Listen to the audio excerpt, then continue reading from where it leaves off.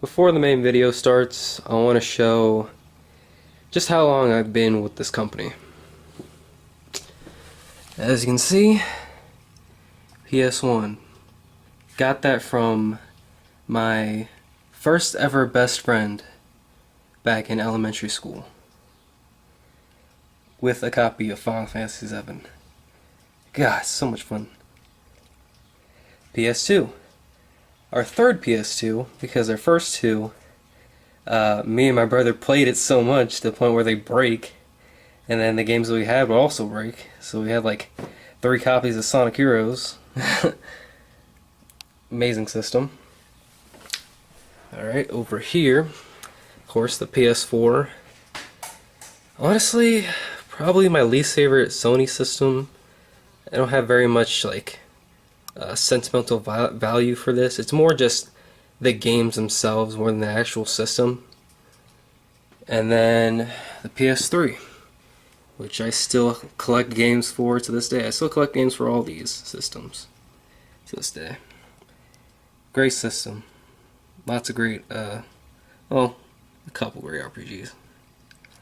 Before this video begins, I want to show you guys my top 5 PS4 games. And I want you guys to tell me what the two commonalities between all 5 of the games are. So, Persona 5, of course, Danganronpa V3, Nier Automata, Yakuza 0, and Tales of Berseria. So what do all these games have in similarity to each other? They are all Japanese, and they are all not exclusive. I can get Persona 5 on the PS3, I can get all these other games on the PC or some other system. I don't need a PS4. The only reason I bought a PS4 was for this game right here. My favorite game of the generation, Persona 5.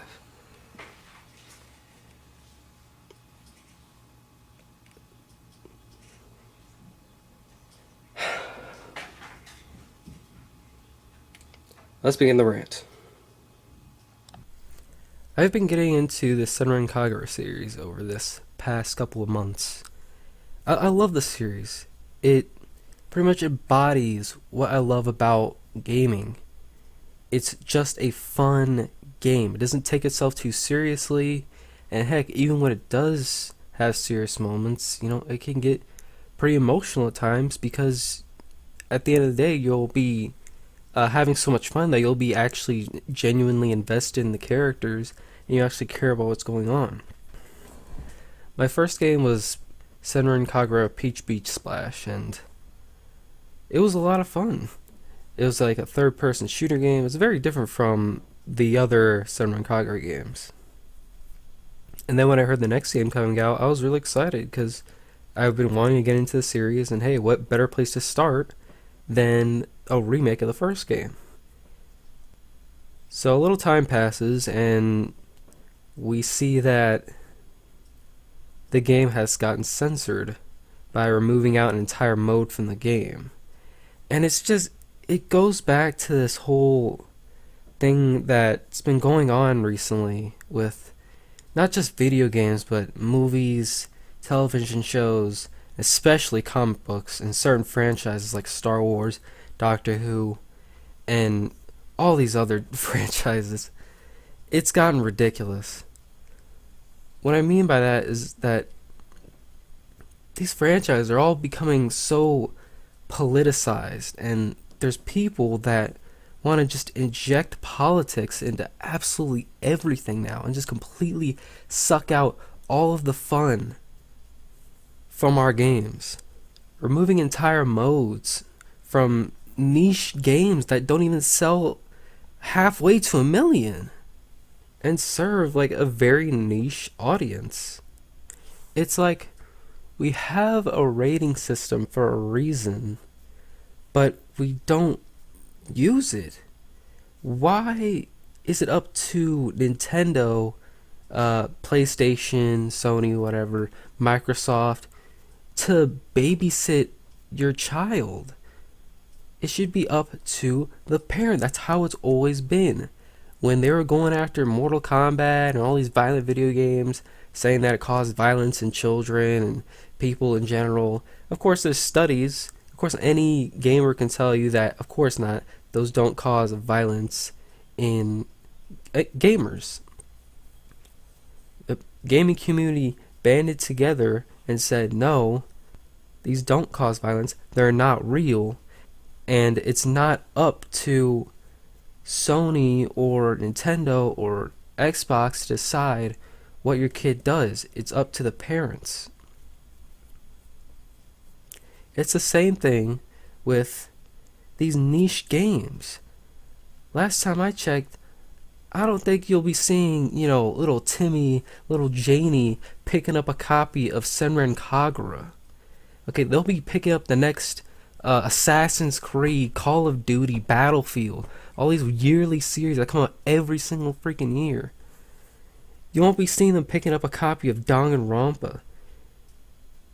They're all niche games for a reason. Hardly, I don't think a single person on my friends list on PS4 knows what any of these games are. This censorship problem has gotten out of control. We've just had recent cases. It just keeps happening over and over and over, week after week. A new case of Sony censoring. You got box art being censored, being zoomed in because we can't have any skin because we gotta protect those kids. Marvelous lowering down their sales expectations for a game that hasn't even been announced. What in the world? Now, I'm not gonna blame Sony fully on that. Marvelous, put your game on something else. Put your game on PC, put your game on Switch, something else where you won't be immediately limited on what you can do. Your series, all of your series sell to such a small minority of people, and you're just lowering the amount of people that buy your stuff by such a large margin by continuing to put your games on Sony's console. Another recent example, Omega Labyrinth Life, that got heavily censored on PS4, and of course the Switch version will be uncensored because it's 2019 and Nintendo is more mature and Sony. Makes absolutely no sense. You'd think, the family-friendly company that doesn't even know how to do an online service would want to censor things. And let's not ignore, Nintendo's past of censoring games. Because back in the Wii U era, they were censoring games like Fire Emblem Fates, Bravely Second, Xenoblade Chronicles X, Tokyo Mirage Sessions, Fatal Frame, among a couple others, I think. And back then, I personally wasn't paying attention because back then I was more worried about when the hell are we going to get any games at all,